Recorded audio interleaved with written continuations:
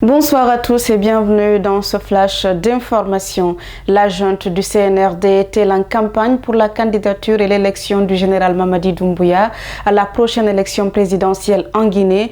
Tout porte à le croire, même si par moments certains membres du gouvernement s'efforcent à le nier. Ce samedi à Kindia, le ministre secrétaire général à la présidence a exhorté les Guinéens à se recenser massivement pour la victoire du président de la transition dès le premier tour. Votre engagement est essentiel pour garantir une victoire dès le premier tour, a déclaré le général Amara Kamara devant une foule visiblement acquise à sa cause. À Kérouané, plusieurs personnes ont été arrêtées vendredi pour le vol des matériaux de construction du chemin de fer Simandou. Ces individus, dont le nombre exact n'a pas encore été communiqué par les autorités, ont été interpellés dans différents quartiers de la ville. Et selon les informations, ils étaient tous en possession des matériaux volés dans le chantier de construction de cette importante ligne de chemin de fer dans la préfecture. Un vieil homme âgé de 80 ans a été poignardé dans la nuit d'hier par un inconnu au quartier Mosquée dans la commune urbaine de l'Abbé. C'était aux environs de 20 h.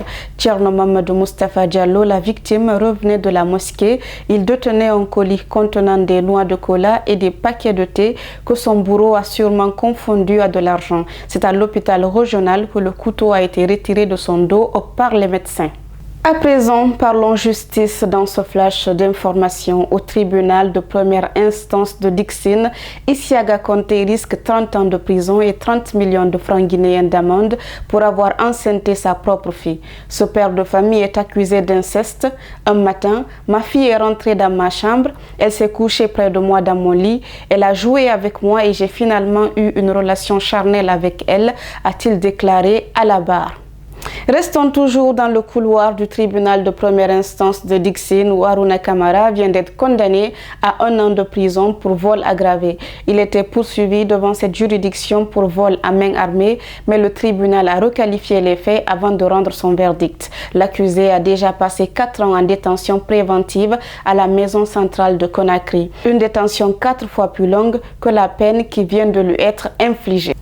Voilà, mesdames et messieurs, c'est tout pour ce flash d'information. Merci à tous de l'avoir suivi et continuez à vous abonner sur nos différentes plateformes digitales. Au revoir.